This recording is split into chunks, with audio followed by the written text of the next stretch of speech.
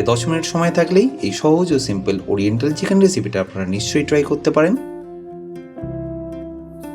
By the way, আমি chef Atanu, আপনারা দেখছেন অতনুর রান্নাঘর। আর আজকে আমাদের রেসিপি চিকেন স্টিয়ার ফ্রাই। তাহলে এই স্টিয়ার ফ্রাইড চিকেন বানানোর জন্য আমাদের কিছু ভেজিটেবল আগে চপ করে নিতে হবে।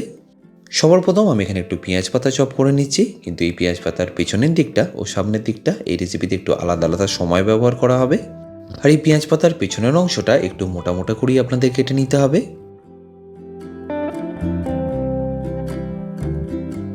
আর কাটা হয়ে গেলে এই পেঁয়াজ পাতার সামনের দিকটাকেও আমি এই একইভাবে কেটে নেব।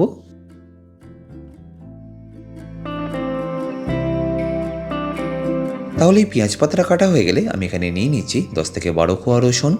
আর এই রসুনগুলোকে আমি এখানে চপ করছি না, এক একটা রসুনকে এইভাবে একটু পাতলা করে কেটে নেবেন। আর যদি এই রসুনগুলোকে আপনাদের ঠিক এইভাবে কাটতে অসুবিধা হয়, আপনারা চাইলে এটাকে চপও করে নিতে পারেন। রসুনের পরে আমি এখানে নিয়ে নিচ্ছি একটা আদার টুকরো, সেটাকেও এইভাবে পাতলা পাতলা করে আমাদের কেটে নিতে হবে। যে কোনো ওরিয়েন্টাল কুকিং বা চাইনিজ কুকিংয়ে স্পেসিফিক এইভাবে ভেজিটেবলগুলো কাটার কারণ কুকিং টাইমটাকে আরেকটু ফাস্ট করার। যেহেতু এই ধরনের রেসিপিগুলোতে খুব বেশি টাইম লাগে না, সেই জন্য আপনাদের ভেজিটেবলগুলোকেও একটা পার্টিকুলার সাইজ বা শেপে কেটে নিতে হবে। আর ঝালের জন্য আমি এখানে 2 ধরনের চিলি ব্যবহার করছি, একটা শুকনো লঙ্কা আর একটা কাঁচা লঙ্কা। আর এই লঙ্কাগুলোকে আপনাদের এইভাবে একটু মাঝখান থেকে 1/2 করে দিতে হবে। আপনারা হয়তো নিশ্চয়ই দেখতে পাচ্ছেন আমি এটাকে একটু ক্যারাচে করে কেটে নিচ্ছি। এইভাবে করলে এটা কিছুই নয়, একটু দেখতে ভালো লাগে। এরপর আমি এখানে 2 ধরনের ক্যাপসিকাম নিয়েছি, হলুদ ও লাল। আপনারা চাইলে যে কোনো একরকম ক্যাপসিকাম দিয়েও করে নিতে পারেন। যদি শুধুমাত্র সবুজ ক্যাপসিকাম দিয়েও করেন তাতেও টেস্টের কোনো রকম পরিবর্তন হবে না। আপনারা হয়তো এটাও নিশ্চয়ই খেয়াল করছেন আমি ক্যাপসিকামগুলোকে একটু ক্যারাচেভাবে কেটে নিচ্ছি, কিছুই নয়, যাতে একটু দেখতে ভালো লাগে। আর হলুদটা কাটার পরে আমি এখানে লালটাও এই একই পদ্ধতিতে কেটে নেব। এক্স্যাক্টলি যদি হাতে 10 থেকে 15 মিনিট সময় থাকে তাহলে আপনারা এটা ইজিলি বানিয়ে নিতে পারবেন। খুবই সিম্পল রেসিপি।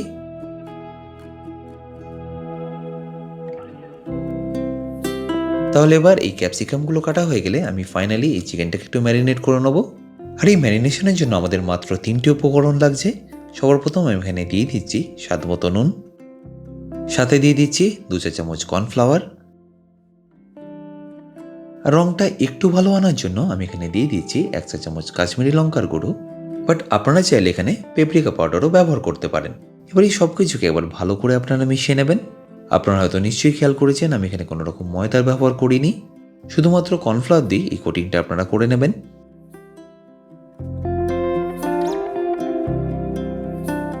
এবার ফাইনালি স্টিয়ার ফ্রাইড চিকেনটা বানানোর জন্য আমি একটা কড়াইতে নিয়ে নিচ্ছি 3 চা চামচ সাদা তেল।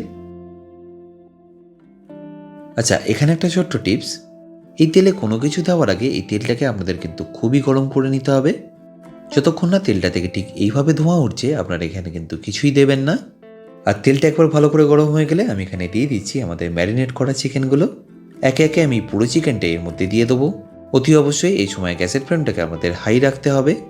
এই পুরো রেসিপিটি আমাদের করতে হবে গ্যাসের ফ্লেমটাকে হাই রেখেই। 3 থেকে 4 মিনিটের মধ্যেই দেখবেন চিকেনটা বেশ ক্রিস্পি হয়ে আসবে আর প্রায় 90% মতো কুকও হয়ে যাবে। আর ভালো করে কুক হয়ে গেলে আমি এটাকে একটা পাত্রের মধ্যে তুলে রাখছি। চিকেনটা তোলার সময় আপনাদের অবশ্যই মনে রাখতে হবে তেলটা বাদ দিয়ে এই শুধুমাত্র চিকেনটাকে আপনাদের তুলে নিতে হবে। বাকি যে তেলটা পড়ে থাকবে সেই তেলেই আমাদের বাকি রান্নাটাও হবে। এবার এই সবকটা চিকেন তোলা হয়ে গেলে ওই একই তেলের মধ্যে আমি দিয়ে দিচ্ছি আমাদের কাটা রসুনগুলো, সাথে দিয়ে দিচ্ছি পাতলা করে কাটা আদাটাও। এবার যে পেঁয়াজ পাতার পিছনের অংশটা ছিল সেটা এখানে দিয়ে দেবো, আর সামনের অংশটা আমরা পরে ব্যবহার করব। এবার এটাকে গ্যাসের ফ্লেমটাকে হাই রেখেই খুব ভালোভাবে একবার মিশিয়ে নেবেন। 1 থেকে 1.5 মিনিটের বেশি আপনাদের এটাকে মেশাতে হবে না। রসুন আর আদার যে কাঁচা গন্ধটা আছে সেটাও যখন চলে যাবে ঠিক সেই সময় আমাদের এখানে দিয়ে দিতে হবে আমাদের কাটা লঙ্কাগুলো,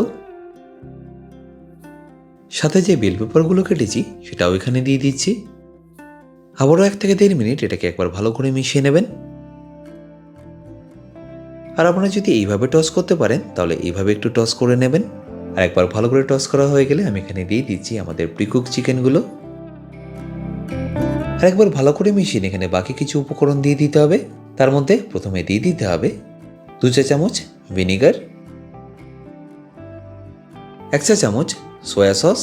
আমি এখানে লাইট সয়া সস ব্যবহার করলাম, আপনারা চাইলে এখানে ডার্ক সয়া সসও ব্যবহার করতে পারেন। আর ফাইনালি এখানে দিয়ে দেবো রেড চিলি সস। আপনাদের কাছে যদি এরকম রেড চিলি সস না থাকে, আপনারা একটু টমেটো কেচাপ ও চিলি ফ্লেক্স ব্যবহার করতে পারেন, সেই জন্য স্বাদে খুব বেশি তফাৎ হবে না। এবার এই স্টিয়ার ফ্রাইড চিকেন আমাদের প্রায় অলমোস্ট রেডি। একবার ভালো করে মিশিয়ে নিয়ে এখানে আমি দিয়ে দেবো একটু স্বাদ মতো নুন।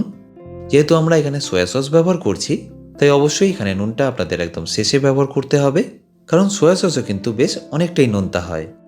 আর এই ডিশটাকে আরেকটু মুখরোচক বানানোর জন্য আমি এখানে দিয়ে দিচ্ছি 1 চা চামচ মধু। আপনারা যদি মধুর পরিবর্তে চিনি ব্যবহার করতে চান, সেক্ষেত্রে আপনারা এখানে 1/2 চা চামচ চিনি ব্যবহার করবেন। ব্যাস ফাইনালি একবার ভালো করে মিশিয়ে নিলেই আমাদের কিন্তু স্টিয়ার ফ্রাইড চিকেন প্রায় অলমোস্ট রেডি। একবার ভালো করে মেশানো হয়ে গেলে আমাদের যে আগে থেকে কেটে রাখা পেঁয়াজ পাতাটা ছিল, সেটা এখানে দিয়ে দেবো। আর টেস্টটা আরেকটু বাড়ানোর জন্য আমি এখানে দিয়ে দিচ্ছি 1 চা চামচ গোলমরিচ গুঁড়ো। তাহলে আপনারা নিশ্চয়ই দেখতে পেলেন এটা কত সহজে বাড়িতে বানিয়ে নেওয়া যায়। এটাই হয়তো আপনারা রেস্টুরেন্টে গেলে বেশ অনেকটা টাকা দিয়ে আপনাদের কিনে খেতে হবে। চেষ্টা করলাম এই রেসিপিটা আপনাদের খুব সহজে করে দেখানোর, যাতে বাড়িতে বানানোর সময় আপনারা খুব তাড়াতাড়ি এটা বানিয়ে নিতে পারেন। আশা করি এই রেসিপিটা আপনাদের নিশ্চয়ই ভালো লাগবে।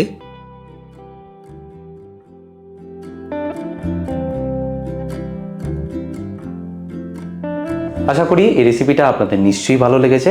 বাই দ্য ওয়ে, আমি শেফ অতনু, আপনারা দেখছিলেন অতনুর রান্নাঘর। দেখা হচ্ছে আপনাদের সাথে আর একটা নতুন রেসিপি নিয়ে নেক্সট এপিসোডে।